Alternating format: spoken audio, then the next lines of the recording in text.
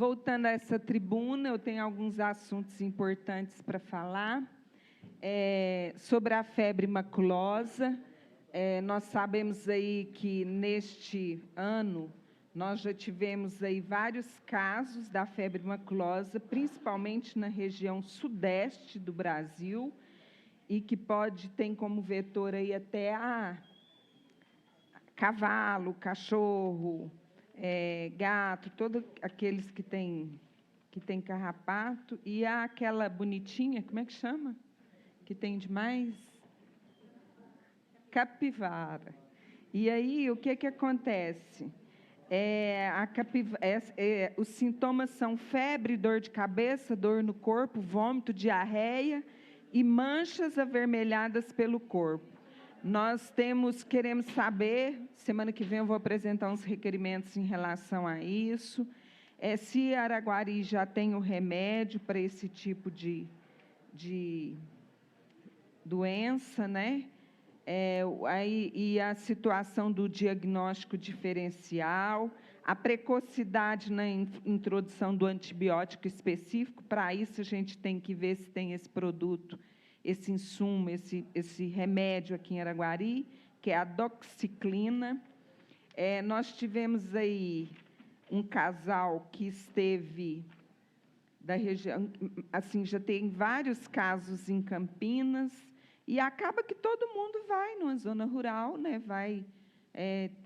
Tem contato com cavalo, com cachorro, com capivara, e a gente vê que nós temos que adotar algumas medidas para evitar a doença, principalmente em locais onde haverá exposição de carrapato, né? Exposição a carrapato. Tem aqui um caso. O Brasil, esse ano, o Ministério da Saúde já confirmou que o ano passado nós tivemos 70 mortes de febre maculosa no Brasil e tivemos 190 casos. Agora, em 2023, a gente não está nem ainda no início do ano, no meio do ano, né? No meio do ano, e já tem 60 casos. E já teve a morte de 11 pessoas. Então, esse casal aqui, esteve na zona rural, em Campinas, e ela convulsionou perto dele e veio a óbito, né? Então, piora, e quando a mãe dela chegou, ela foi entubada e veio a óbito. Então, é um problema de saúde pública e nós temos que estar preparados para isso. Outra situação que eu queria falar com vocês é sobre as vacinas, que só 13% da população brasileira tomou a vacina bivalente, e é muito importante esse reforço para anti-Covid. E as ruas de lazer também, nós colocamos recursos, Claitin também colocou, emendas impositivas. As ruas de lazer têm que ocorrer para que a gente possa também, nas escolas também, a gente viu que a prefeitura, o ano passado, conseguiu, ou foi esse ano, conseguiu atualizar muitos cartões de vacina através das escolas. E uma situação que eu queria falar aqui com vocês também é sobre o programa Minha Casa Minha Vida, que eu solicitei ao senhor prefeito, que organize uma equipe para a gente poder estar lá junto, em Brasília, para nosso município estar incluso aí no projeto Minha Casa Minha Vida, que tem é repaginado, e a gente vê o quanto é importante para diminuir o déficit habitacional, que vai ter 3 faixas, né, de renda. Faixa urbana 1, renda bruta familiar até R$ 2.640, bruta. Faixa urbano 2, renda bruta familiar de 2.640, 01 até 4.400. Faixa urbano 3, renda bruta familiar mensal de 4.400,01 centavo a R$ 8.000. E tem também o Minha Casa Minha Vida para a área rural, que é algo inovador no projeto, né? Então, tem também faixa rural 1, faixa rural 2, faixa rural 3, e os requisitos: famílias que têm uma mulher como responsável pela unidade familiar, famílias que tenham composição familiar com pessoas com deficiência, crianças, idosos e adolescentes, famílias em situação de risco e vulnerabilidade, famílias em situação de emergência ou de calamidade, famílias em deslocamento involuntário em razão de obras públicas federais e famílias em situação de rua. Então, a gente vê aí que o país tem 280 mil pessoas em situação de rua, um déficit habitacional de 5,9 milhões de domicílios em 2019 e outros 24,8 milhões com algum tipo de inadequação.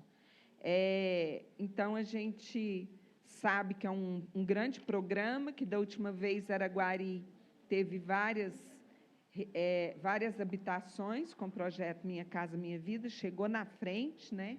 Araguari bebeu água limpa, então estava aqui como presidente de Câmara, a gente aprovou, sim, a toque de caixa, bem rápido, esses programas habitacionais, e eu vejo como uma linda política pública que Araguari não pode ficar de fora. Outra situação que eu queria falar aqui, e que eu vou apresentar também na terça-feira, é sobre... Na semana passada, eu apresentei um projeto de lei sobre o passe livre para atletas. Eu acho que é uma política pública que vem facilitar, que vem fortalecer a luta do Wesley lá na FAMEP, para que a gente consiga, sim, colocar mais pessoas praticando esporte, reconhecer talentos e, ao mesmo tempo, tirar pessoas da situação de fila de obesos. Nós sabemos que nós temos uma grande fila de pessoas que necessitam fazer bariátrica. Então, se pratica um esporte, se mantém o peso, também é uma forma de saúde, né? De ter saúde e poder levar a vida com mais entusiasmo. Então, assim, nem vou elencar aqui os fatores que favoráveis à prática de esportes, mas na terça-feira que vem eu vou apresentar um projeto de lei, ou às vezes até um requerimento, sobre o passe livre para todo mundo na cidade de Araguari. Eu tenho acompanhado aqui pela Folha de São Paulo que as grandes capitais estão levantando essa hipótese de organizar passe livre para todas as pessoas, e é uma situação que, ao mesmo tempo, diminui o número de carros nas ruas, contribui para a sustentabilidade, contribui para o meio ambiente, diminui a emissão de gás carbônico, diminui os acidentes no trânsito. Então, assim, a gente sabe que países de primeiro mundo, muitos utilizam o transporte público como meio de transporte, por ser mais favorável ao orçamento individual, ao orçamento familiar, mas também uma forma de cooperar com o meio ambiente e com as cidades inteligentes. E a Folha de São Paulo, de domingo, trouxe esse assunto, e passe livre atrai políticos com apelo eleitoral, 10 anos depois.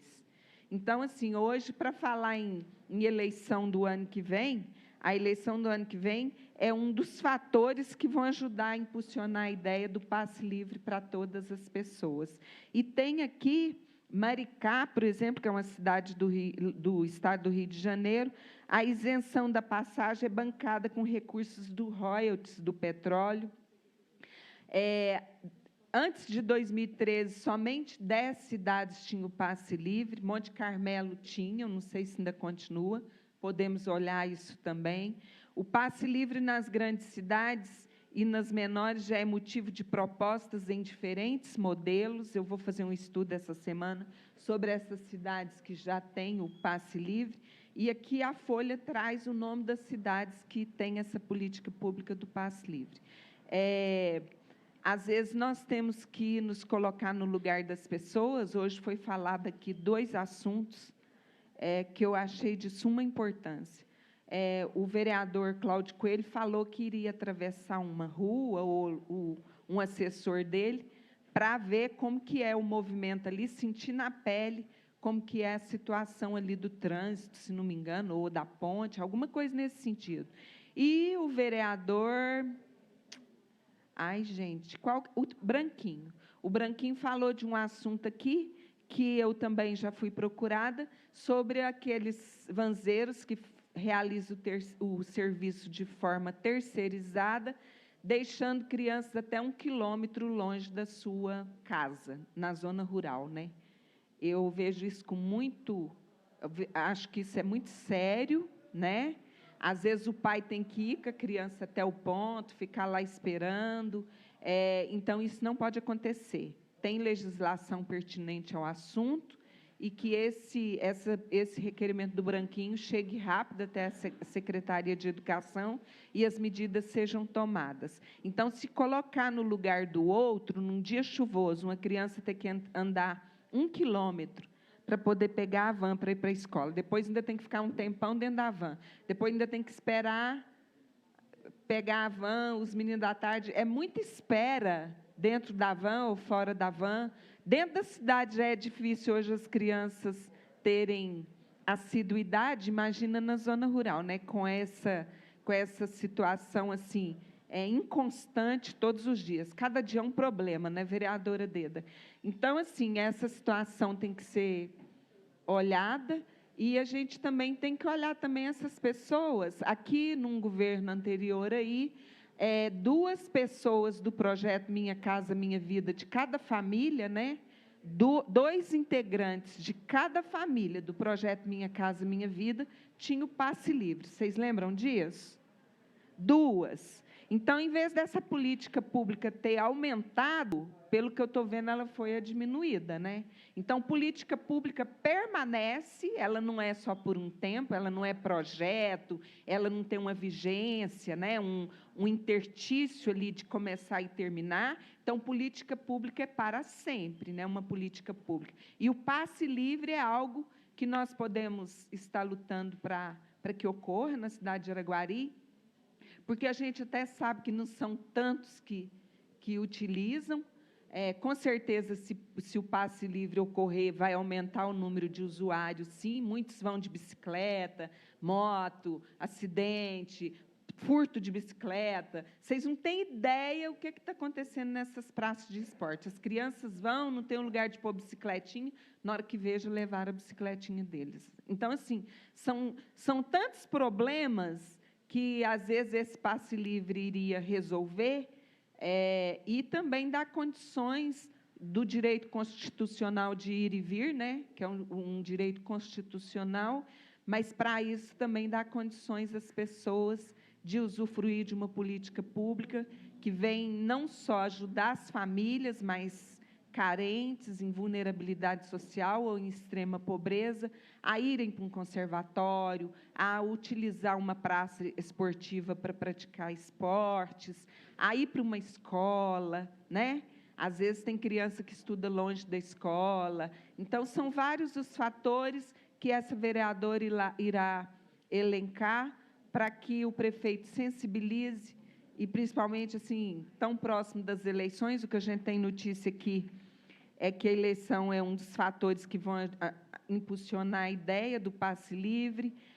Tem várias propostas em várias cidades brasileiras. Hoje já temos, depois de 2013, chegou a 74 cidades que já têm o passe livre. Eu vou olhar se hoje ainda é mais do que isso. Menor número de carros nas ruas. Então, tudo isso são fatores positivos que poderá impulsionar uma política pública do passe livre na cidade de Araguari. Eu acho que dá. Eu acho que, se o prefeito acolher a nossa ideia, eu penso que vai ser uma política pública bem favorável a todos, né? A todos, mas principalmente as famílias de baixa renda que necessitam se deslocar para os seus trabalhos, para as suas escolas, para as várias atividades que nós realizamos no dia a dia, na cidade linda de Araguari. Muito obrigada.